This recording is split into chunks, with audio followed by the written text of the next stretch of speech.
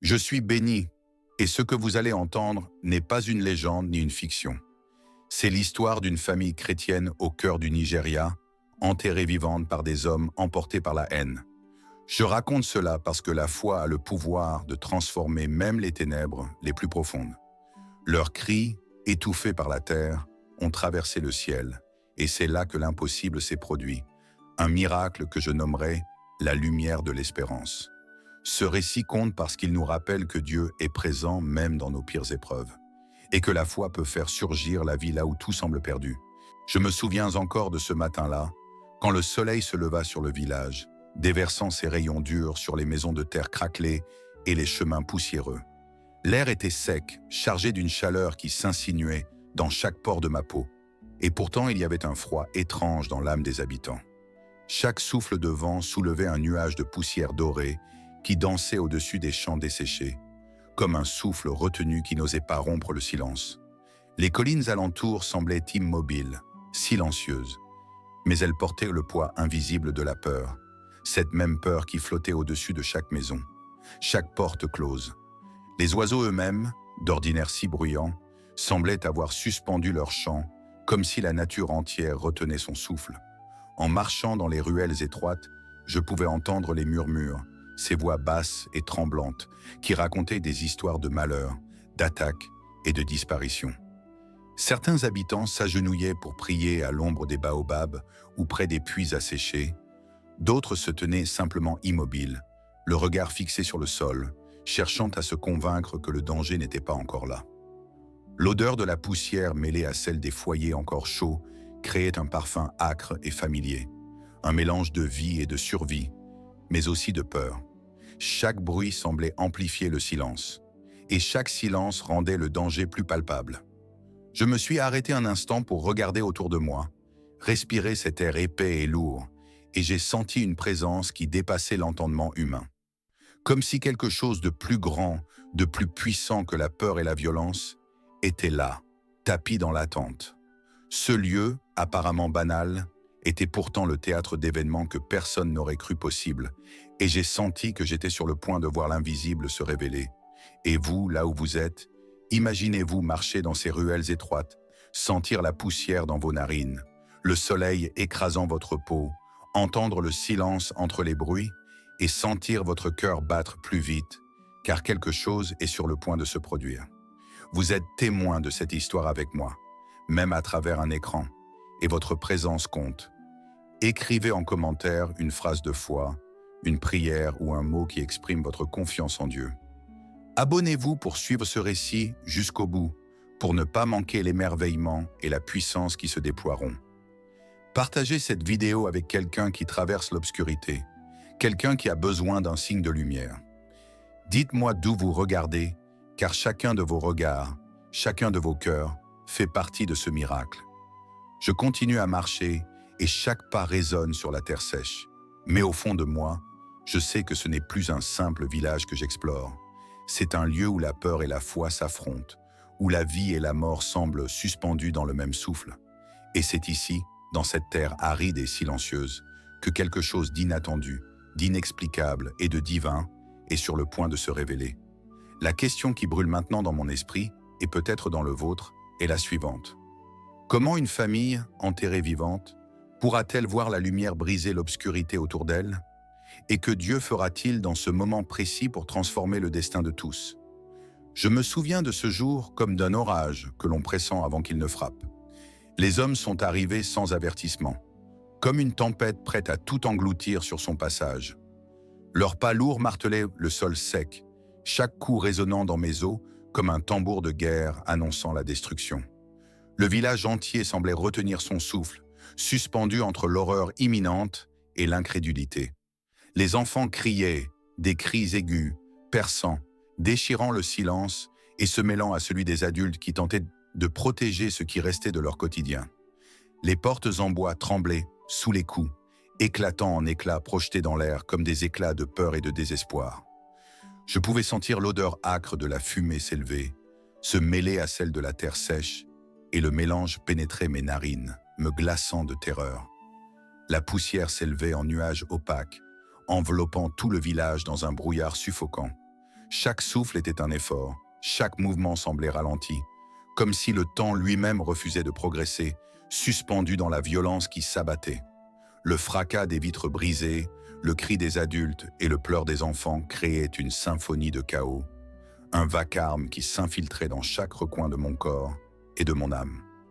J'ai vu les visages des habitants se figer, certains courant, d'autres s'agenouillant, priant en silence, les yeux clos, tentant de conjurer l'inévitable. Les plus courageux tentaient de protéger les enfants, mais leurs mains étaient trop petites, trop faibles face à la force brutale qui s'abattait sur eux. J'ai entendu des coups sourds, des corps frappés contre les murs, le claquement sec des bâtons et le rugissement des voix qui s'élevaient, menaçantes et inhumaines. Chaque seconde s'étirait, chaque bruit semblait durer une éternité. Chaque regard perdu reflétait l'angoisse de ceux qui savaient que la mort pouvait surgir à tout instant. Puis, il y eut un silence étrange, oppressant, presque irréel. Le chaos s'interrompit un instant, comme si le monde retenait son souffle avant le pire. Le sol vibrait encore des pas, des coups, de la colère et de la haine. Mais ce silence, ce vide soudain, avait quelque chose de plus terrifiant que les cris eux-mêmes. Je pouvais entendre mon cœur battre dans mes oreilles, sentir la sueur couler sur ma nuque et sentir une tension électrique dans l'air, comme si le ciel lui-même se préparait à intervenir. La poussière retombait en fines particules sur les corps étendus, recouvrant chaque détail, chaque expression, chaque souffle de vie, et pourtant, quelque chose de plus grand que nous semblait être là, tapis dans l'attente. Je voyais les corps tomber, les mains tendues, les yeux fixés sur le ciel, et j'entendais les prières muettes s'élever dans l'air chargées de peur. La terre elle-même semblait retenir son souffle, pesant sur ceux qui étaient déjà écrasés par l'angoisse et l'injustice. L'air était dense, presque liquide, saturé de terre, de cendres et de douleur. Chaque respiration était un effort, chaque mouvement une lutte contre l'oppression qui menaçait de tout engloutir. Le temps n'existait plus, il n'y avait que le choc des pierres, les rugissements des voix et l'attente de ce qui allait suivre. Et au milieu de ce chaos, quelque chose se passa, une sensation étrange, une vibration subtile, un souffle léger mais indéniable, comme si le monde retenait son souffle pour offrir une chance à ceux qui semblaient en perdus. Je ne savais pas encore que cette force invisible, cette lumière prête à surgir, était déjà en marche. Les hommes, les bourreaux, les cris, tout cela allait bientôt être confronté à une puissance qui dépassait l'entendement humain. Et à ce moment précis, j'ai senti que quelque chose d'inattendu, quelque chose de divin, allait changer à jamais le cours de cette histoire. Mais avant que le miracle ne se révèle, avant que la lumière ne perce l'obscurité, il y avait encore ce silence oppressant, cette tension qui suspendait la vie et la mort dans un souffle fragile. Et c'est dans ce silence, dans ce moment où tout semblait perdu, que la question brûlait dans mon cœur. Comment la foi pouvait-elle survivre à un chaos aussi absolu? Comment la lumière de Dieu pouvait-elle briser cette obscurité qui semblait tout engloutir? Ce que vous allez voir ensuite dépasse l'imagination. Et ce souffle qui parcourt l'air est le premier signe que quelque chose de surnaturel est sur le point de se produire. Je me souviens de ce moment comme si le temps lui-même s'était suspendu. La famille était là, tremblante, les mains liées, serrées les unes contre les autres, comme pour se rappeler qu'ils étaient encore vivants, encore ensemble. Leurs yeux reflétèrent le désespoir le plus profond, le souffle presque étouffé par la terre qui les emprisonnait. Je pouvais sentir leur peur s'insinuer dans chaque fibre de mon être, leur détresse traversant le sol comme un écho silencieux, et pourtant, dans ce désespoir, quelque chose de fragile, de lumineux, semblait prêt à éclore. La panique s'empara d'eux, la chaleur de la terre écrasant leur corps, chaque respiration devenant un effort, chaque mouvement une lutte contre l'ombre et le poids. Leurs mains se tordèrent dans la terre, la poussière et la peur se mêlant à leur sueur et à leurs larmes. Pourtant, dans ce silence écrasant, une force invisible commença à se manifester. Une lueur surgit soudain dans l'obscurité, faible d'abord, comme un souffle de feu sacré traversant la terre. Et pourtant, elle était plus vive que tout ce que l'on peut imaginer. Elle dansait à travers la poussière, traversait le silence et frappait l'obscurité de sa lumière divine. La famille sentit alors une chaleur douce, un souffle de vie qui les traversait, chaque cellule vibrant avec une énergie nouvelle, une énergie que la Terre elle-même ne pouvait contenir. Ce n'était pas une chaleur qui brûle, mais une chaleur qui réchauffe, qui vivifie, qui fait battre le cœur et ravive l'âme. Ils ressentaient la présence de Dieu à chaque respiration, comme si le souffle du Créateur caressait leur peau et leur insufflait la vie à nouveau. À l'extérieur, les villageois virent la lumière percer le sol. Leurs yeux s'écarquillèrent de stupeur, leur peur se transformant en émerveillement. Certains tombèrent à genoux, les mains levées vers le ciel, incapables de détourner le regard de cette lumière qui défiait toute logique. Les voix s'élevèrent en murmures tremblants, des prières improvisées, des exclamations de reconnaissance, tandis que l'inimaginable se produisait sous leurs yeux. La terre, si longtemps symbole de mort et d'oppression, s'était transformée en un canal de vie et de salut. Même les bourreaux furent frappés. Arrêtés net dans leur course, leurs regards rencontrèrent cette lumière, et pour la première fois, leurs cœurs furent touchés par la puissance divine. La haine, la colère et la peur qui les avaient animés semblaient se dissoudre, remplacés par une conscience nouvelle, par une culpabilité éclairée par la grâce. Ils tombèrent à genoux, tremblants, incapables de détourner leurs yeux de cette manifestation de Dieu qui révélait la fragilité de la violence humaine et la puissance du pardon divin. Les mains de la famille commencèrent à s'extraire lentement de la terre. Chaque geste était un triomphe sur la mort. Chaque regard échangé était un éclat de gratitude et de vie retrouvée. Leurs yeux brillaient de larmes, mêlés de peur et d'émerveillement, de reconnaissance et de soulagement. Leur souffle, encore irrégulier, semblait chanter la victoire de la foi et de la lumière sur l'obscurité. La poussière retombait autour d'eux, mais elle n'avait plus le poids de la terre morte. Elle brillait dans la lueur divine, comme si chaque grain de terre portait maintenant une promesse de vie. Et au milieu de ce miracle, une voix intérieure résonna dans les esprits de tous ceux qui regardaient. La foi ne meurt jamais, même sous la terre. Ces mots, invisibles mais indélébiles, pénétrèrent les cœurs, allumant une étincelle de courage et d'espérance dans l'âme de chacun. Même ceux qui avaient perdu toute confiance, ceux qui étaient brisés par la peur, sentirent une chaleur douce se répandre en eux, comme si Dieu lui-même les invitait à croire à nouveau, à pardonner et à renaître. Et pourtant, alors que la famille émergeait lentement, que la lumière baignait leur visage et que les regards des villageois se perdaient dans l'incompréhensible, une question persistait dans l'air. Si la foi peut surgir même sous la terre, si le souffle de Dieu peut briser l'ombre la plus dense, qu'allait-il se passer pour ceux qui avaient semé la violence? Pour ceux dont le cœur n'était pas encore touché par cette lumière? Le miracle était là, mais le récit n'était pas terminé. Et dans ce silence vibrant de possibilités, je sentis que quelque chose de plus grand encore était sur le point de se révéler. Je n'oublierai jamais le moment où le chef des assaillants s'effondra. Tout autour de lui, le chaos avait laissé place à un silence étrange, presque sacré, et dans ses genoux tremblants se lisait un effondrement intérieur plus puissant que n'importe quelle force physique. Son regard, autrefois empli de cruauté et de haine, était maintenant saturé de remords et de conscience soudaine. Chaque respiration semblait un combat contre lui-même, comme si la réalité de ce qu'il avait fait et de ce qu'il venait de voir venait de s'abattre sur son âme comme un torrent impossible à retenir. Il tomba à genoux, non pas sous la menace de l'extérieur, mais sous le poids invisible de sa culpabilité. Ses mains tremblaient, ses lèvres murmuraient des paroles brisées et incompréhensibles, mais c'était une prière, une imploration silencieuse vers Dieu, vers quelque chose de plus grand que lui, qui venait de toucher son cœur pour la première fois. La haine avait été balayée, remplacée par un vertige de conscience et de révélation.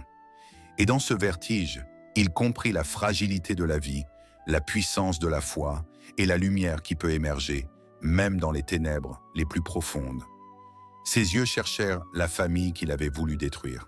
Les enfants, les parents, les visages marqués par la peur et la douleur, mais illuminés par la vie retrouvée, le regardaient avec une étonnante absence de colère. Leurs yeux, emplis de pardon, semblaient dire que la justice divine avait déjà agi et qu'ils étaient prêts à offrir la grâce à ceux qui venaient de s'éveiller à cette lumière. Les larmes du chef s'échappaient maintenant librement, coulant sur ses joues, tachant la poussière de la terre qui les avait si longtemps emprisonnés. Il prononça enfin les mots qu'il n'aurait jamais cru pouvoir dire. Il demandait pardon, sincèrement, profondément, pour la première fois conscient que sa vie et son cœur pouvaient être transformés par la puissance divine. La famille, malgré la peur qui persistait, répondit avec une douceur inattendue, un pardon qui semblait défier toute logique humaine. Ils tendirent leurs mains vers lui, non pas pour frapper ou rejeter, mais pour bénir, pour accueillir. Il y avait quelque chose de sacrément apaisant dans ce geste, une humilité et un amour qui semblaient dissoudre la haine dans l'air, comme si le pardon lui-même avait le pouvoir de réécrire l'histoire de ce jour. Dans ce moment, j'ai vu une transformation qui dépasse les mots. Un cœur endurci, empli de colère et de violence, se changer sous nos yeux en un cœur ouvert à la foi, à la repentance et à la lumière divine.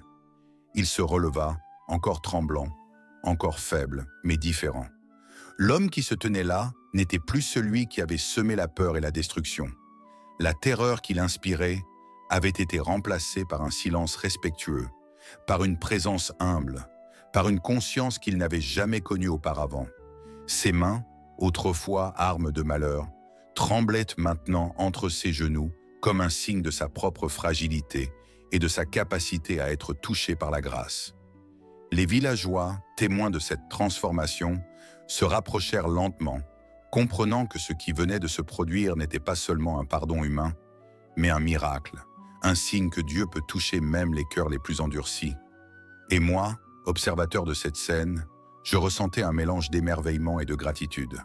La lumière qui avait sauvé la famille n'était pas seulement un rayon dans l'obscurité, c'était une force capable de pénétrer le cœur des hommes, de transformer le mal en reconnaissance, la haine en repentir, la violence en foi. Je me suis surpris à prier silencieusement, les larmes aux yeux, reconnaissant la puissance de la foi et la profondeur du pardon.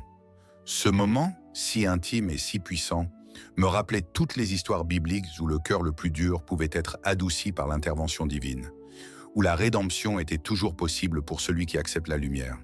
Et pourtant, dans cette scène d'émerveillement et de pardon, une tension subtile persistait. Si le chef des assaillants avait été touché par la lumière et la foi, qu'en serait-il des autres, des âmes qui n'avaient pas encore ouvert leur cœur à ce miracle? Le vent portait encore le parfum de la terre et de la poussière, mais il semblait aussi porter une question invisible. La foi pouvait-elle continuer à se répandre, toucher chaque cœur présent et transformer non seulement ce village, mais chaque être qui avait été témoin de ce jour inoubliable? Je sentais que le plus grand miracle n'était pas seulement le pardon donné ou reçu, mais ce qui allait suivre. Depuis ce jour, le village ne fut plus jamais le même. Les prières remplacèrent les plaintes, les rires des enfants résonnaient là où autrefois régnaient les larmes et la peur. Les bourreaux devinrent des témoins de Dieu, enseignant la paix et le pardon. Des voyageurs venaient de villages lointains, attirés par le récit de ce miracle, et nombreux furent ceux qui trouvèrent la foi dans leur propre cœur. Ce n'était pas seulement un miracle pour une famille, mais pour toute une communauté qui renaissait spirituellement. Je regarde en arrière et je réalise que ce que j'ai vu dépasse tout ce que j'aurais pu imaginer. Dieu est présent dans l'obscurité, même quand tout semble perdu. La foi, le pardon et l'amour peuvent littéralement ressusciter la vie, là où la mort semblait régner. Si cette histoire a touché votre cœur, laissez un like, écrivez un commentaire de foi, partagez cette vidéo avec quelqu'un qui en a besoin. Et abonnez-vous pour d'autres histoires de miracles. Souvenez-vous, même dans la terre la plus froide et la plus dure, la lumière de Dieu peut briser toute obscurité.